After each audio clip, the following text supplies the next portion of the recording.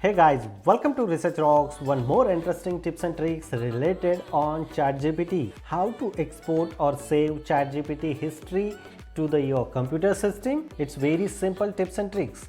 Before start the video, please subscribe our YouTube channel Research Rocks. So simply open ChatGPT using your email address and password, and after that look at this here. I'm asking ChatGPT several questions, several information, and I want to save this data as a text file. So now I will show you how to save this data. First of all, you open here Google and just put it here inside the Google Save ChatGPT. Look at this here. First Chrome extension is display here. I click here and save ChatGPT. This is using this extension you can very easily save the data as a text file. Add extension. Now the extension is added here.